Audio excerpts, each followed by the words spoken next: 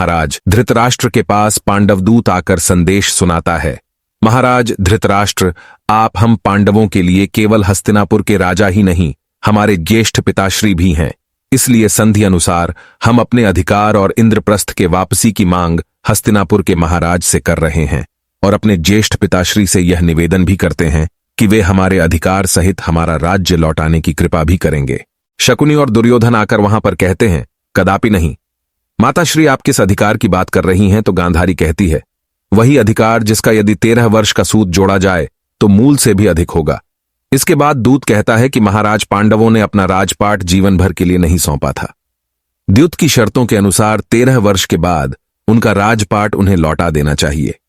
यह तो पांडवों का शिष्टाचार है कि उन्होंने आपसे अधिकार की मांग की है।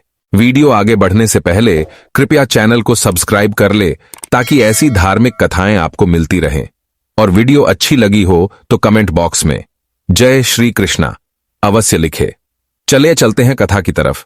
यह सुनकर दुर्योधन कहता है कि भिखारी मांग ही सकते हैं, क्योंकि उनमें छीनने का साहस नहीं होता और देने वाला टुकड़े देता है, राजपाट नहीं। पांडवों को हम इंद्रप्रस्थ को क्या इंद्रप्रस्थ का नक्शा भी नहीं देंगे? धृतराष्ट्र और गांधारी दोनों ही दुर्योधन को समझाते हैं, परंतु दुर्योधन नहीं मानता है और कहता है कि यदि पांडवों में साहस है तो उन्हें मुझसे युद्ध करना होगा। अब केवल युद्ध ही पांडवों को उनका राज्य लौटा सकता है। उधर जब पांडवों की सभा में दुर्योधन के संदेश की सूचना मिलती है तो अर्जुन अपनी तलवार निकालकर कहता है, युद्ध युद्ध और युद्ध, अब केवल युद्ध ही होगा और कुछ नहीं। भीम भी भड़क जाता है, हां, अब हम युद्ध करेंगे। दूत भेजकर हम अपना अपमान करा चुके हैं, अब कौरवों से हम एक एक अपमान का बदला लेंगे। इस तरह सभा में सभी अपने अपने विचार व्यक्त करते हैं। तब अंत में श्री कृष्ण कहते हैं, युद्ध से पहले हमें धर्म के अनुसार एक अंतिम उपाय करके देख लेना चाहिए। हमें शांति के लिए एक बार और शांति दूत भेजना चाहिए। सभी इसका विरोध करते हैं तो श्री कृष्ण समझाते हैं कि इतिहास में यह जाना जाएगा कि पांडव धर्म के मार्ग पर थे और उन्होंने अपनी ओर से शांति का रह प्रयास करके देख लिया था। श्री कृष्ण कई तरह से समझाते हैं। तब अंत में सभी श्री कृष्ण को दूत बनाकर भेजने पर सहमत होते हैं। फिर श्री कृष्ण शांति दूत बनकर कौरवों की सभा में पहुंच जाते हैं और धृतराष्ट्र से कहते हैं, मैं कौरवों की इस भरी सभा में आपसे एक बार पुण्य पांडवों का राज्य लौटाने की मांग कर रहा हूं और आपसे इस संबंध में आपकी इच्छा जानना चाहता हूं। कुछ भी कहने से पहले अपने निर्णय को भविष्य के धर्म कांटे पर तोलिए और फिर बोलिए महाराज। बोलिए महाराज धृतराष्ट्र, ये समय मौन रहने का नहीं। तब दुर्योधन खड़ा होकर कहता है, क्षमा करें द्वारिकाधीश, महाराज को जो कहना था वह पहले ही पांडवों के दूत से कह चुके हैं, परंतु पांडवों ने आपको यहां आने का कष्ट देकर अच्छा नहीं किया।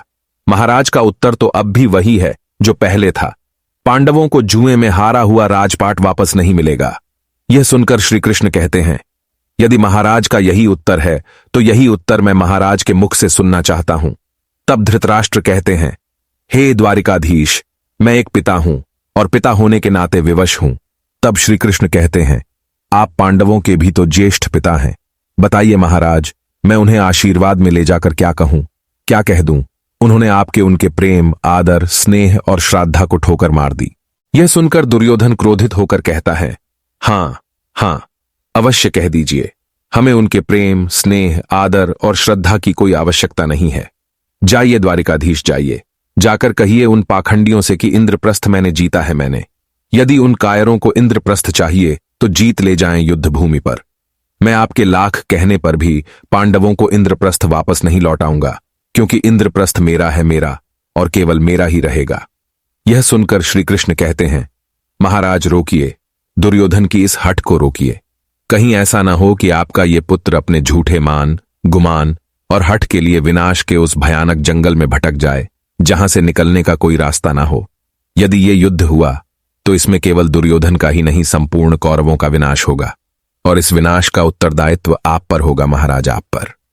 यह सुनकर दुर्योधन भड़क जाता है और कहता है, द्वारिकाधीश, आप हमारे आदरणीय हैं, परंतु इसका अर्थ ये नहीं कि आप शांतिदूत बनकर महाराज को भड़काएं, उनको युद्ध की धमकी दें। ये मैं कदापि सह नहीं सकता। आपकी भलाई और आदर इसी में है कि आप उन पांडवों की गुणगाथा का गान बंद करके चुपचाप बैठे रहिए। यह सुनकर भीष्म पितामह कहते हैं, दुर्योधन, द्वारिकाधीश के प्रति अपनी जुबान को लगाम दो, ईश्वर के प्रकोप से डरो। तब दुर्योधन कहता है, पितामह डरते वो हैं जो कायर होते हैं। मैं किसी के प्रकोप से नहीं डरता, क्योंकि दुर्योधन स्वयं एक प्रकोप है, प्रकोप। यह सुनकर श्री कृष्ण कहते हैं, ठीक कहा दुर्योधन, तुम एक प्रकोप हो, और अब यही प्रकोप बिजली बनकर हस्तिनापुर पर गिरने वाला है। महाराज दुर्योधन के ये कटिलें और विशैलें शब्द एक अनावश्यक युद्ध को अनिवार्य कर रहे हैं। महाराज धर्मराज युधिष्ठिर ने अपने शांति संदेश में यह भी कहा था कि यदि महाराज अपने पुत्रों के हाथों लाचार होकर हमें हमारा राज्य नहीं लौटा सके, तो उन्हें कौरवों की इस भरी सभा में अधिक लज्जित न कीजिएगा, उनकी विवशता का प्रदर्शन न कीजिएगा। उनसे पांडवों के इंद्रप्रस्थ के बदले 5 भाइयों के लिए केवल 5 गांव ही मांग लीजिएगा। वो 5 गांव पाकर ही संतुष्ट हो जाएंगे। यह सुनकर दुर्योधन कहता है कि मैं उन भिखारियों को 5 गांव तो क्या सुई की नोक बराबर जमीन भी नहीं दूंगा। ये मेरा अंतिम और अटल निर्णय है। यह सुनकर धृतराष्ट्र कहते हैं, हे द्वारिकाधीश, मैं इस संबंध में विवश हूं, मैं कुछ नहीं कर सकता। तब श्री कृष्ण कहते हैं, महाराज धृतराष्ट्र, आप अपनी विवशता का दुखड़ा रोकर अपने कर्तव्य से मुंह नहीं मोड़ सकते। आप राजा हैं राजा, और राजा किसी के अधीन नहीं होता और ना ही किसी का बंदी होता है, बल्कि वो उनको बंदी बनाता है जो दूसरों के अधिकारों को हड़पना चाहते हैं।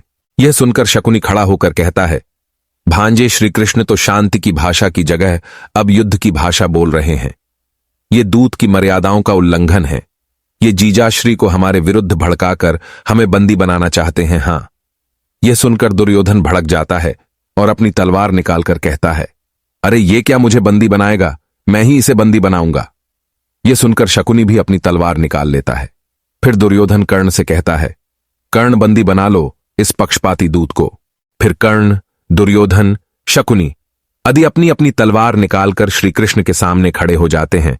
तो श्रीकृष्ण के साथ आए सात्यकी भी अपनी तलवार निकालकर खड़े होकर कहते हैं, सावधान, किसी ने भी द्वारिकाधीश की तरफ एक कदम बढ़ाने का भी प्रयास किया तो यहीं इसी दरबार में सिरों का ढेर लगा दूंगा। यह सुनकर श्रीकृष्ण सात्यकी से कहते हैं, सात्यकी बैठो। सात्यकी पुण्य बैठ जाता है। फिर श्रीकृष्ण खड़े होकर कहते हैं, आओ आओ दुर्योधन, आओ कर्ण, मुझे बंदी बना लो। फिर जब सभी श्रीकृष्ण की ओर कदम बढ़ाते हैं तो श्रीकृष्ण के भीतर से बिजली निकलती है और वह विराट रूप धारण कर लेते हैं। सभी अपनी तलवार छोड़कर पीछे भागकर खड़े हो जाते हैं। फिर वे अपने हाथ में चक्र धारण कर लेते हैं। तभी भीष्म, द्रोण, विदुर हाथ जोड़े खड़े हो जाते हैं। फिर श्रीकृष्ण पुण्य अपने पूर्व रूप में आकर सात्यकी से कहते हैं, चलो सात्यकी। सभी स्तब्ध खड़े हुए देखते ही रह जाते हैं।